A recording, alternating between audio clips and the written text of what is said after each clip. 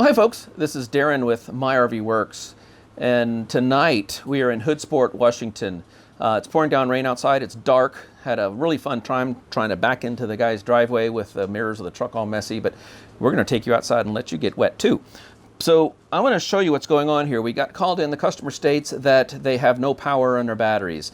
Now the customer has replaced his batteries. He said when he took them out that the cases were very, very swollen. They're about 4 years old is what he states. So right now he's got all new batteries in his coach right now. We haven't even looked at the batteries yet. Well, I kind of knew where they are. I haven't looked at them closely, but we'll bring you over and we'll look at those a little bit closer. But hey, we have lights on the inside. But I'm going to bring you a little bit closer. I'm going to show you what's going on with our inverter. Now, this one's a Xantrex inverter. I think it's a Freedom 420, but we're going to bring you around and we're going to get a little bit more details on that. And so I'm going to bring you a little closer, show you what this display is doing, explain what it's trying to communicate to us, and then how we're going to recover from that. So some of this is going to be outside in the dark, so I apologize for that up front, but hey, you got to roll with the punches and embrace the suck, and that's what mobile RV life is all about, getting out here in the dark and helping people out. So let me show you what this is doing, and then we'll take you outside and show you how we're going to recover from it. We'll do a full recover on it, and then I'll bring you back inside, and we'll show you this thing's working correctly. Okay, so let's get ready. So we're dealing with this monitor right here. Now what's going on here? It's a Xantrex inverter monitor panel. And normally the monitor panel will tell you that you're charging in so many DC volts, you're charging in so many DC amps, and what your incoming power is.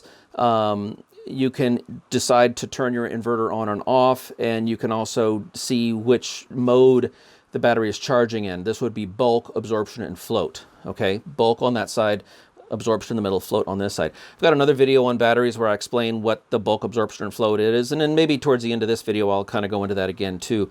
But when I see the inverter panel flashing the Christmas tree lights like this, basically the inverter is communicating to you, human, I don't know what I'm doing right now. I need to be reset, and I will consider this a hard reset. And so what we're going to do, it's cold, it's dark, it's pouring down rain outside, but we're going to go outside in the cold, dark, pouring down rain together, and I'm not scared because I got you with me, and we're going to show you how easy it is to do a hard reset on these systems here. I might do it a little differently than you, but my way is quick and easy and simple, and it works. So we're going to do it Darren's way. If you don't like my way, I love you, but you could do it your way. I'm prefacing that because there's a bit of a risk of getting electrocuted doing it my way. But just be careful and you'll be fine. So on these inverters, there's a low battery cutout setting, and when the battery gets below that threshold, the inverter, charger, converter basically goes stupid. And it needs your help to reset it. And when the customer said that his batteries had died, and I came over here to work on this customer's unit, and I saw this, I immediately knew the problem. So having said that, I just wanted to show you this. Basically, the takeaway from here is that the inverter, the Xantrex product, is basically telling you, hey, I need to be reset. Okay?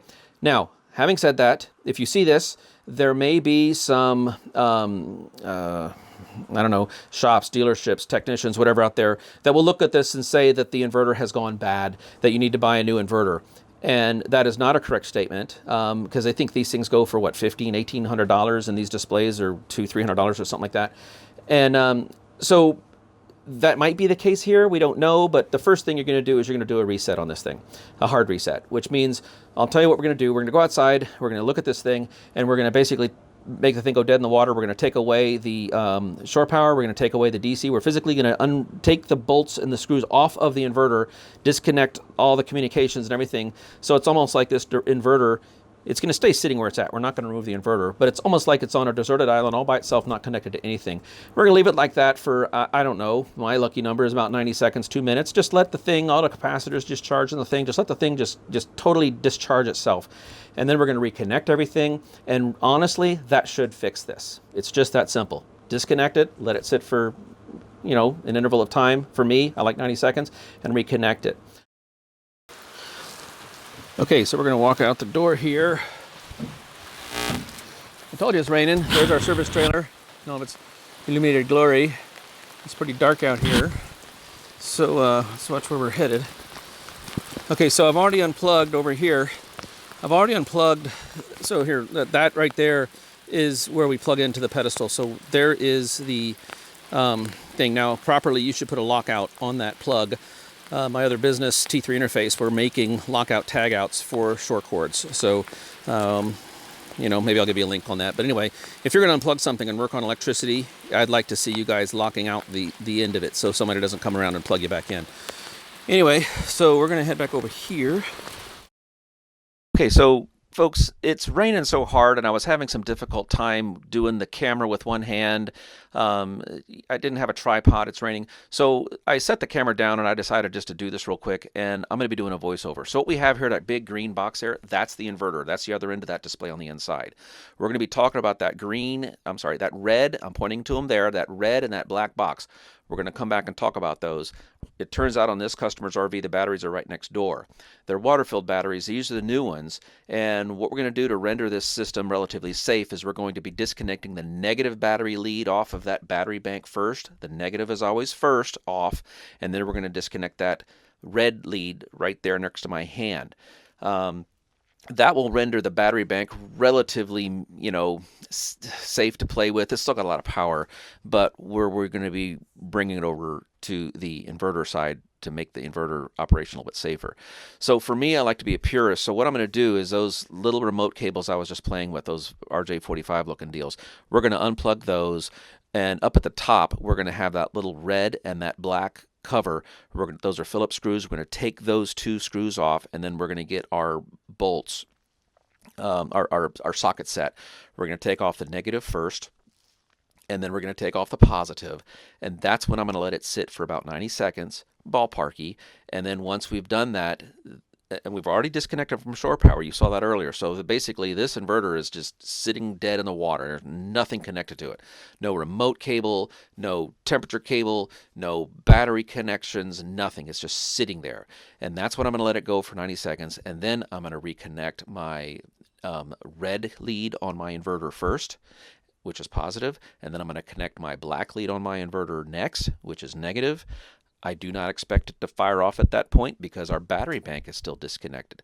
But while I'm over on this inverter, I'm going to reconnect my temperature sensor and I'm going to reconnect my remote. So I'm done with the inverter side. At this point, usually I'll leave the caps off because I want to do some testing. So my caps, my black and my red caps are still off. But then over on the battery bank side, I'm going to connect my red lead first to my battery bank and then my black lead last to my battery bank. And with me doing that, that is the hard reset procedure for this inverter, okay? And where we're going to go next is, so let's pretend that I filmed us doing all that with one hand and pouring down rain and getting all wet and everything.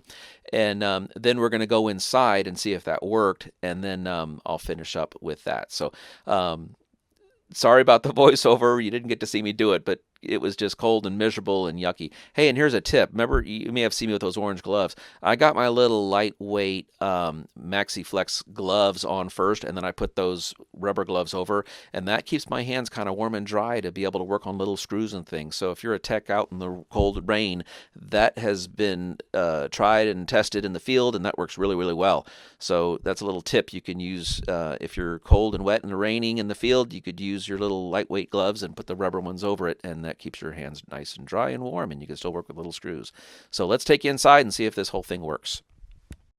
Well, look at that. I've got too many of this stuff in my head, but basically this is where you select your incoming shore power. That's why he was stuck on 5. Okay, so I happen to know that we have 30 amps coming in, and when I have 30 amps coming in, look, now all of a sudden we're charging our batteries, we're at 13 amps, and we're in bulk charge, and it's seeing AC.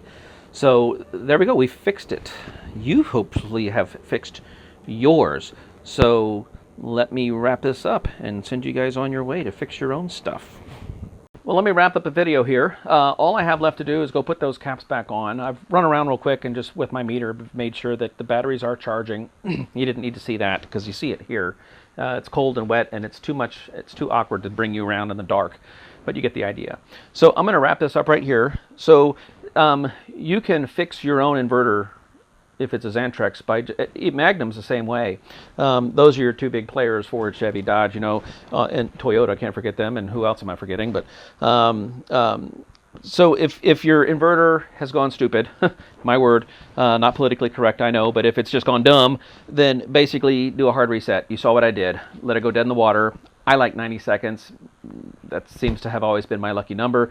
Could be less, could be more, but you could tell a funny joke while you're waiting and reset it. So really, this whole video could have been all of 90 seconds long. How about that? You've wasted more than that much time with me. So thank you for that. Hope I added value to you with this. So I have nothing more to add to this problem here. Now let's just take this the other way. Let's say that that didn't fix a problem. At that point, now we're looking at the inverter. I do have another video on an inverter. Just go to my playlist under electrical stuff. Maybe I'll make a link to that one on here, where we did have a problem with a floating neutral and we fixed that one. So if you have issues, I have other videos on inverters there as well. So if this added value, give me a thumb up. Really appreciate that. Share it with your friends. Subscribe to our channel. And happy campers, say my RV works. So from a cold, wet, rainy, dark Hoodsport, Washington, this is Darren with My RV Works signing off until the next video. Thanks for watching.